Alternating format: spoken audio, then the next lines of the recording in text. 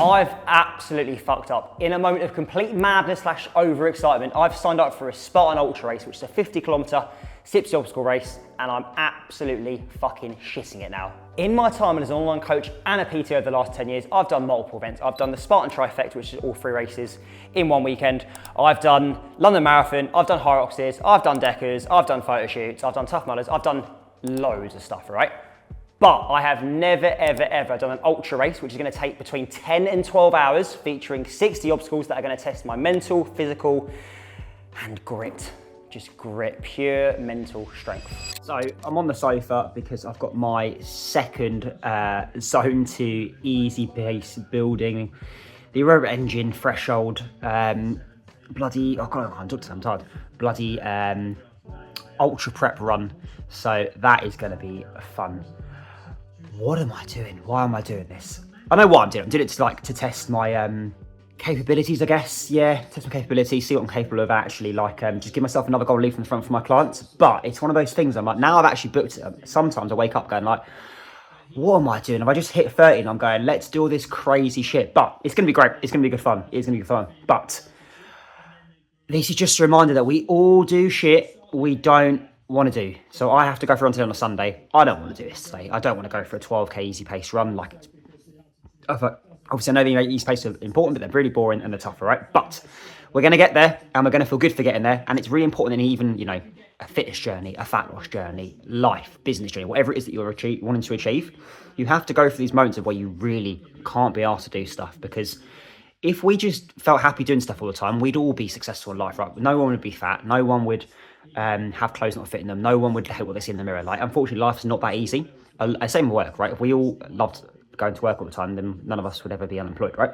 Or leave our jobs because we'd all just be happy all the time. Doesn't work that way.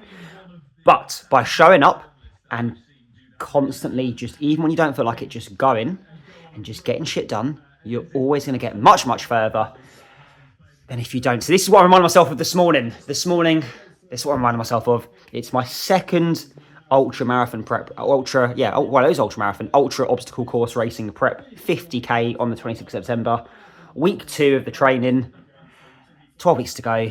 Let's do this. Woo! Anyway, I'm going to take along the journey with me because there's going to be loads of highs, and like the previous clip you just saw, loads of lows where I'm sat on the sofa for a run thinking, I can't be fucking arsed. It's going to be great.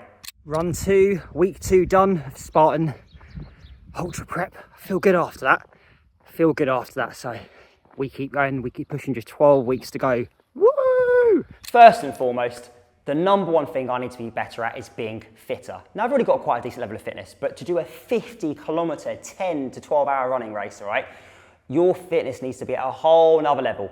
So here's my approach. What we're gonna go into first of all, with my cardio especially, is 2 zone 2 bikes a week of 60 minutes. And every 2 weeks, we're gonna increase this by 5 minutes at a time until eventually doing 90 minutes on the bike twice a week. Now, of course, some of you will go, you should do longer. And I probably should, but there also has to be an element of realism to this. Am I realistically gonna go on a bike for 2 hours in the gym? Probably fucking not. But up to 90 minutes built in over the weeks ahead, I can definitely do. I've got to in September, I've got plenty of time. Alongside that, of course, we do need to be running. So we're gonna be doing a nice, easy, breezy, low intensity run, starting at 12k, like you just saw, and building up 2k a week until we're hitting about 36k, which from my house gets me to about Brighton and back. Secondly, of course, we're not just gonna be running. This is the thing that most people get wrong with doing, like marathons, ultra races. They focus so much on the running and cardio that they forget actually their joints are going to be taking a battering. They need to make sure their muscles are strong enough to cope with the extra demand, load and pressure. Otherwise, your knee joint takes a battering, and if you injure your knee, guess what? No race. So, twice a week, 2 full body sessions. One's going to be pure strength, so between 5 to 8 reps, focusing on full body movements like squats, deadlifts, pull-ups, bench press, that sort of stuff as well. So we're gaining strength. And the other full body session is going to be aiming at endurance because, of course, to run 50k, my body needs to be able to perform under load for high reps. This way we get the best of both worlds, and it's structured so there's a purpose to each and every session, rather than me going to the gym thinking, fuck it, what do I do? Sit on the leg press, do 20 reps, and actually I'm not really getting any stronger, and I'm just battering the muscles down until they feel exhausted.